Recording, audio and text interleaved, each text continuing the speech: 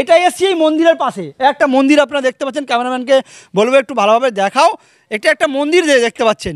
এই মন্দির দেখে কি কোনো শুভেন্দু অধিকারী, অগ্নিমিত্রা পাল, সুকান্ত মজুমদার আর আমাদের দিলীপ দা কাউর কি কোনো একটু অনুভূতি হবে যে এখানে হিন্দু মা বোনেদেরও ঘর বাড়ি ভাঙছে, এই মন্দির চলে যাবে? একটা মন্দিরের সামনে পতাকা টাঙানো নিয়ে রাজনীতি হয়, মারপিট হয়, দাঙ্গা করে, এই যে হিন্দু মা বোনেদের ঘর চলে যাচ্ছে, মন্দির চলে যাচ্ছে, তা কি কোনো আমাদের হিন্দু নেতাদের টনক নড়বে? তারা তো শুভেন্দু অধিকারী বলেছে আমরা মুসলমানদের উন্নতি করবো না, মুসলমানদেরকে ভোট দেয় না, কিন্তু হিন্দু মা বোনেদেরকে রয়েছে। দেখুন খুব খারাপ পরিস্থিতি, আমাদের খুবই খারাপ, একবারে বলার কথা নাই, এমন খারাপ হয় যে পদ্মার ধারে বসে আছি, ঘর নাই, বাড়ি নাই, নিজস্ব একটা জায়গা নাই, কি কোথায় যাবো সেটা দাঁড়ানোর রাস্তা নাই, আমাদের এমন পরিস্থিতি হয়ে আছে বলতে পারছি না। এমন পরিস্থিতি, গ্রামের ছেলে মেয়ে বউ সবারই অবস্থা খারাপ। এই দেখেন না দাদা, অনেকটা অর্ধেকটাই বাড়ি ছিল, সে বাড়ি ঘর ভেঙে সব তলে গেছে। এখন আমাদের যাওয়ারও রাস্তা নেই, কোথায় যাব, কি খাবো, কি করব সেটা। ভাই এখানে আসার পর কি দেখলে পদ্মা ভাঙনে? কেন আটকানো যাচ্ছে না পদ্মা ভাঙনকে? কোথায় ব্যর্থতা বা কেন করতে চাইছে না সরকার, কি বলবে?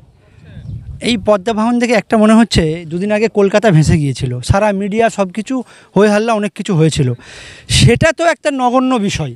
এখানে যেভাবে আমি এসে শুনলাম, এখানে এসএমের কাছ থেকে এই রাধাকৃষ্ণপুর এলাকায় প্রায় 1700 থেকে 1800 বিঘা জমি চলে গেছে পদ্মাতে, মানে একটা করুণ ব্যাপার। ওই দুদিনের কলকাতা ভেসে গেছিলো, 24 ঘন্টা পানি ছিল, তার জন্যে মানে সারা দিন রাত যেভাবে ট্রোল হয়েছে, যেভাবে কয়েক ঘন্টার বিষয়, এটা তো কয়েক মানে এটা তো বাড়িকে বাড়ি চলে যাচ্ছে, ঘর চলে যাচ্ছে, মন্দির মসজিদ চলে যাচ্ছে, সেখানে কোনো হেলদোল নেই।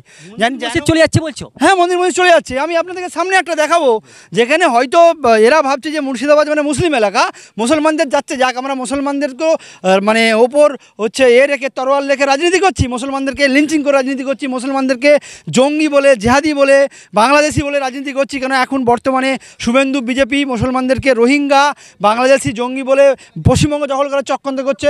তারা হয়তো ভাবছে যে আমরা এই যে মুসলমানদের যাচ্ছে কোনো কান দেওয়ার দরকার, কিন্তু না, হিন্দু মুসলমান সবাই আছে এখানে। এই যে রাধাকৃষ্ণপুরে আছি আমরা, যেটা রঘুনাথগঞ্জের আন্ডারে পড়ছে, সামনে লালগোলা শুরু হয়ে যাচ্ছে, এটা কিন্তু হিন্দু এলাকায় বেশি। কিছুক্ষণ আগেই তোমার একটা দেখছিলাম যে একটা হিন্দু মা কাঁদছিল যে আমার বাড়িঘর দুয়ার ভেঙে গেছে, চলে যাচ্ছে, আমরা কি করে করব, আমাদের সরকার কোনো রকম দিচ্ছে না। আমি তো মনে করি পশ্চিমবাংলার যদি অন্যতম কোনো বড় সমস্যা থাকে, সেই বড় সমস্যা কিন্তু এই যে পদ্মা ভাঙন। শুধুমাত্র এইখানে তারানগর বা রাধাকৃষ্ণপুর নয়, আপ টু একদম ফারাক্কা থেকে মালদা, আমরা এদিকে ধুলিয়ান আছে, শামশেরগঞ্জ আছে, রঘুনাথগঞ্জ আছে, পুরোটাই আছে। কোথায় আসলাম বলুন তো? একদম যেখানে গঙ্গা ভাঙন এখন যে ছবিটা দেখাচ্ছিলাম, সেখান থেকে হয়তো 20 থেকে 30 মিটার রয়েছে, সেখানে কি রয়েছে এবং বড় ধরনের, এবং যেভাবে দেখলাম এবং গঙ্গা ভাঙনে চলে গিয়েছে, এবং সবচেয়ে হাস্যকর বিষয় ওই বাঁশ আর বালির বস্তা দিয়ে নদী ভাঙন আটকাচ্ছে, এবং সেখানে 100 কোটি টাকায় সামনে স্যাংশনের ওটা দেখা যাচ্ছে। এটা করুণ অবস্থা। এটা এসছি এই মন্দিরের পাশে একটা মন্দির আপনারা দেখতে পাচ্ছেন, ক্যামেরাম্যানকে বলবো একটু ভালোভাবে দেখাও। এটা একটা মন্দির দেখতে পাচ্ছেন।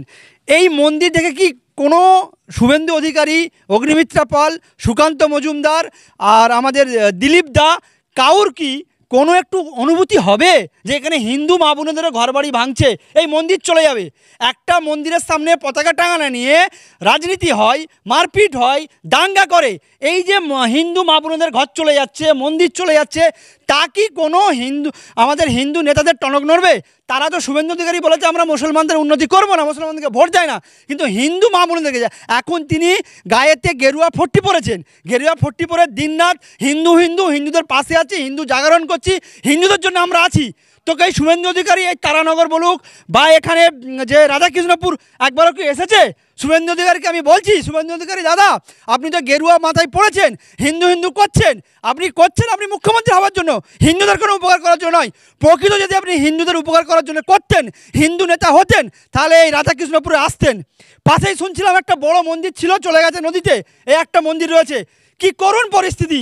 তো এই যাদেরকে বলবো, এই রাজনীতিবিদরা যারা বলে আমরা কমের জন্য, এই যে এখন বর্তমানে বলছে আমরা হিন্দুদের রক্ষার জন্য, হিন্দুদের জাগরার জন্য শুভেন্দু বা বিজেপি পার্টি বলছে, তারা প্রকৃত যদি হিন্দুদের জন্য করতো তাহলে এখানে আসতো, যেখানে হিন্দু মা বোনেদের ঘর বাড়ি চলে যাচ্ছে, মন্দির চলে যাচ্ছে, একটা গরিব খেটে খাওয়া মানুষের সেটা তাদের একটা বাড়ি তৈরি করতে গেলে না 1 বছর 2 বছরের সঞ্চয় নয়, একটা বাড়ি তৈরি করতে গেলে সারা জীবনের সঞ্চয় তাকে দিয়ে দিতে হয়, তার লোন, EMI, তেনা কিস্তি কত কিছু করে একটা বাড়ি তৈরি করতে হয়। আমি শুনছিলাম এখানে আসার পর এক একজনের এক একটা বাড়ি 5 বার 6 বার করে এই পদ্মাতে তলিয়ে গেছে। ভাবতে পারছেন, যেখানে একটা বাড়ি তৈরি করতে হাজার হাজার লক্ষ লক্ষ টাকা খরচা হয়, সেখানে তারা এইভাবে বাড়িগুলো পদ্মাতে ভেঙে চলে যাচ্ছে। রাজ্যের সরকারের চুপ। এর আগে যারা সরকার, শুধুমাত্র যে এই এখন যে ক্ষমতা আছে তাদের নয়, এর আগেও যারা ক্ষমতায় ছিল তারাও কিন্তু এই পদ্মা ভাঙনকে কোনোভাবেই রুখতে চেষ্টা করেনি। সাফির একদম রুখতে চেষ্টা করেনি বলতে নয়, রোখার কোনো ব্যবস্থা করেনি। হয়তো এটা তৃণমূল সরকার খালি বসতে দেখলে তৃণমূল সরকার বলে বলবো না, কংগ্রেস সরকারও ক্ষমতায় করে গেছে বা কংগ্রেস সেন্ট্রালে ছিল। এখানের জঙ্গিপুরের সাংসদ ছিলেন যিনি আমাদের রাষ্ট্রপতি প্রণব দা ছিলেন। প্রণব দা 40 বছর, যদি কেউ রাজনীতিবিদ থাকে 40 বছর কেন্দ্রীয় সোনিয়া গান্ধীজিরও কাছে ছিলেন, তিনি এখানে সাংসদ হয়েছেন, তিনি দীর্ঘদিন এখান থেকে জিতেছেন, তার পরবর্তীকালে তার ছেলেও হয়েছেন, কিন্তু তারাও কোনো ব্যবস্থা গ্রহণ করেনি। প্রণব দা যদি কেন্দ্রে থেকে বড় ফান্ড আনতেন বা এই পদ্মা নদীতে ড্রেজিং করতেন, পদ্মা নদীর পলি তুলতেন, তাহলে এইভাবে বাঁধ হতো না। আমরা বিভিন্ন বিষয়ে বাংলাদেশকে ট্রোল করি, এখানে এসে এখানে মানুষের কাছে শুনছি বাংলা নদীর ওই পারে বাংলাদেশ, কিন্তু বাংলাদেশের তারা সুন্দরভাবে পালকে বেঁধেছে। একটা ভিডিওতেও দেখছিলাম, তুমি পারলে ওই ভিডিওটা একটু দিয়ে দিও। সুন্দরভাবে সেই পালকে বেঁধেছে।